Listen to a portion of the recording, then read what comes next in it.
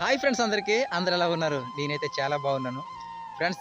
ఈ రోజు వీడియో ఏంటంటే, ఇప్పుడు నేను చెప్పేది మన ఛానల్ కేటగిరీకి సంబంధించింది కాకపోవచ్చు, కానీ ఇది నా పిల్లల భవిష్యత్తు గురించి కాబట్టి మాట్లాడాలనిపిస్తుంది. ఈ విషయం మీకు చెప్పాలని ఆశగా ఉంది. నాకైతే ఇద్దరు పిల్లలు అనమాట. పాప బాబు. పాప పెద్దదాయి, బాబు చిన్నోడు. ఇద్దరు కూడా హాస్టల్లోనే చదువుతున్నారనమాట. పిల్లలిద్దరూ మంచి మార్కులతో పాస్ అయ్యారు. పాపకైతే అంబేద్కర్ గురుకులంలో సీట్ వచ్చింది. బాబుకైతే ఏపీఆర్ గురుకులంలో సీట్ వచ్చింది. చేతిలో రూపాయి కూడా లేదు ప్రస్తుతానికైతే.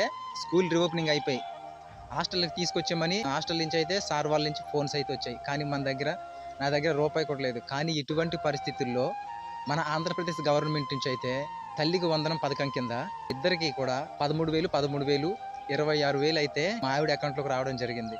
నా ఇద్దరు పిల్లలకి వాళ్ళకి హాస్టల్కి దిగబెట్టాలంటే కనీసం ఎలా చూసుకున్నా మనిషికి ఇప్పుడు 5,000 ఉండాలి ఖచ్చితంగా. ఎందుకంటే వాళ్ళకి హాస్టల్స్ అయితే సీట్లు చాలా దూరంగా వచ్చాయి అనమాట.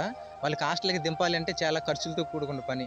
కానీ ఈసారి అయితే కరెక్ట్గా వాళ్ళకి హాస్టల్కి దింపాలి అనే టైంలో చేతిలో రూపాయి కూడా లేని పరిస్థితుల్లో 26,000 అయితే మా ఆవిడ అకౌంట్లోకి రావడం జరిగింది. ఈ సమయంలో ఆ డబ్బులు అయితే నాకు చాలా ఉపయోగపడ్డాయి.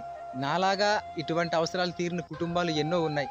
డబ్బుల కోసం పిల్లల్ని హాస్టల్కి దిగబెట్టలేక ఇబ్బంది పడుతున్న తల్లిదండ్రులకు నిజంగా ఇది ఒక మంచి ఉపకారం అని చెప్పాలి.